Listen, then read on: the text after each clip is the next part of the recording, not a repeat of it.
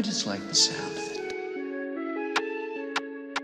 What is going on, Six Figure Book Growthers? This is Joshua Montoya and Marty Cooney, and today we're going to be talking about the three top publishing mistakes we made in our business today. So if you're ready, go ahead and like and comment on this video. Go ahead and subscribe to the channel if you haven't already, and share this video. Let's jump right into it.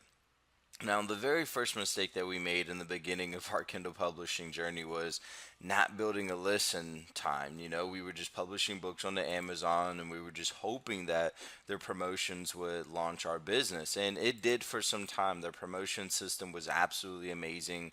The 5 free days that they offered, and also the Kindle Countdown promotions and Kindle Unlimited and things like that.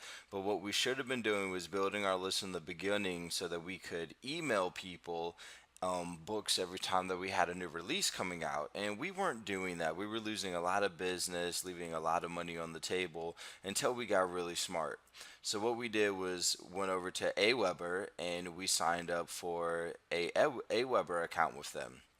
And we'll leave a link inside of the description too, so you can look in the description below so that you can get started too. But they have a super intuitive platform, super easy to use, very easy to navigate, and most of all, it's easy to send messages out to your readers when it's time to send them newsletters and autoresponders and broadcast message and things like that. Very simple, very affordable as well, and they even have a free trial that you can test them out with. So we'll leave that in the description below for you. But the importance of building a list though really is because you can pull so much money out of it. It's more than just, sending your readers books so they can go buy them. It's about getting reviews on your book. It's about connecting with them and building that relationship with them so that you can get more book ideas out of them. And also they give you tons of feedback so they can help you critique your book, and they'll let you know whether your book is good or not. And before you publish it, you can take that feedback, craft it into this bestseller and publish it and guarantee its success. More than that, if Amazon's platform was to go down today, you would have an email list. You would be able to take that list wherever you go, whether that be publishing books onto your website or moving over to iTunes and Barnes and Noble and the Nook and things like that. There's just so many things that you can do and so many things that we missed out on, especially like the affiliate commission. You can, put affiliate links on your website for your books so that you can earn a commission when people purchase your books and also when they purchase through your link on your website. So you could send a message to your list and you can say, hey, go check out my books, redirect them over to your website to purchase it, and they purchase it through that affiliate link and you just double down on the commission. So having an email list is extremely important. Now, second up here, second big publishing mistake, drum roll please. I won't be dramatic about it, but second publishing mistake here was not writing in a series. So in the beginning, you get excited. Okay, yeah, I'm gonna put a book out here. And I'm gonna get super rich off of this one book. In some cases it does happen, but it's a very rare case. And nowadays, the way Kindle works, it's even more rare. You're gonna have to put some marketing and promotion behind your book. So with that said, don't base your business on hope. That's what we were doing when we weren't building an email list. We were running a hope-based business, and that's not what we want you to do here. What we want you to do is run a business that is focused around writing a series of books. Take, for example, this book right here, Fused in Fire, Fire and Ice Trilogy Book 3. They wrote a 3 book series that would capture the reader's attention and suck them into this series. So anybody who comes and reads this book, in order to get book 3, and what I mean by that is to understand the story and the characters and the theme and all that stuff, you're going to have to go read book 1. You're definitely going to have to read book 2 in order to understand what's going on in book 3. Now, the point of writing a series is because you want to capture the reader. If I write a book about how to tie your shoes, there's only so much I can write about that topic.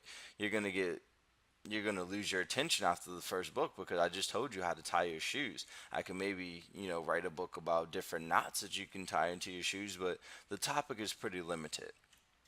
Now, when it comes to this story right here, although she wrote a trilogy, she could still open it up to write 4, 5, 6, 7, 8, 9, 10 more books about this same story with these same characters.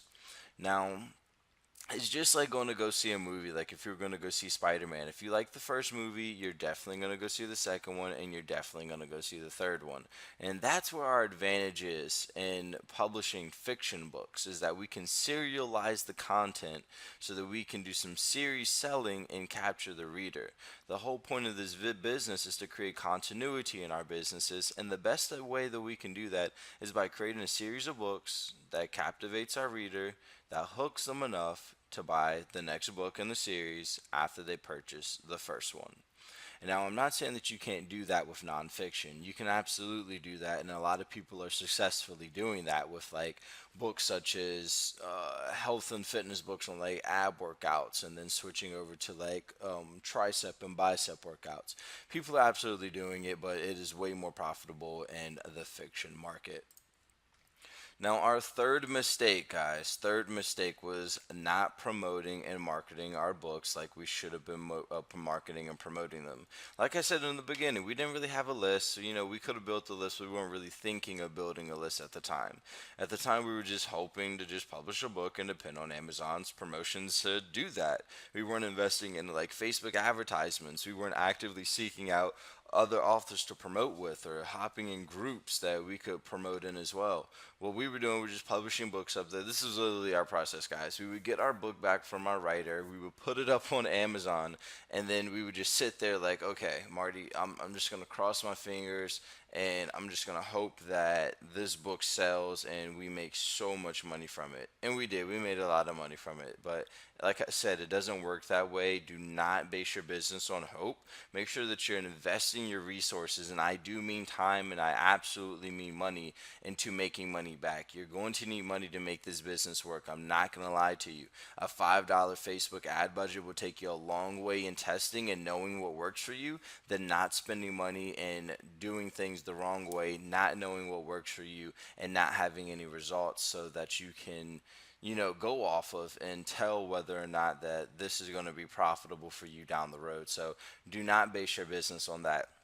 Invest into getting on Facebook and Twitter and Instagram or wherever your genre is, wherever your readers are hanging out, and getting on there and connecting with the different authors so that you can do author newsletter swaps. We teach that in some of our videos on YouTube and also inside of our course, which will also include a link in the description as well, so that you can go pick our course up and enroll in that, where we teach you start to finish how to write a best-selling book, how to publish it, market it, format it, all that jazz, so that you can get to market as fast as possible. Now, that's our top three right there, guys. Like we said, just a quick recap. The very first thing that we had talked about was building our email list. The second thing we had talked about was series selling. And the third thing was marketing and promoting. Now, if you can get those three things down and you can learn the lessons from us that you should be building a list, do not base your business on hope, that you should be selling in a series. Once again, do not base it on hope that that one book is going to sell. Make sure you create a book that's going to capture their attention enough to get to that second one, the third one, the fourth one, and then the series to just sell like it's on fire. And then the third one, market and promote your books. You can have the best books in the whole wide world, but if you don't market it and you don't promote it and you don't put it out there to get in front of people's eyes and in people's ears, people are not going to care about you. People are not going to hear about you, and people will never see your books. And you're going to be extremely disappointed, asking yourself, why aren't my books selling? Why isn't this business working for me? Well, it's because you're not investing into yourself. You're not putting the money in. That's what we had to do. We had to put our money in. Just a quick story for you. I came from fast food. I'm known for the fast food to freedom story, and I'll be writing that book so that you all can check that out. And Marty, he was working in the deli of Harris Teeter. We took our money on these minimum wage paychecks and took everything out of our bank and put it into this business, because we knew that if we did not invest, if we didn't put money into Facebook advertisements, if we didn't put the money and time and resources into connecting with other authors and getting to know them on a personal level and getting to know, what genre and niche that they were in, we wouldn't have succeeded in the way that we did.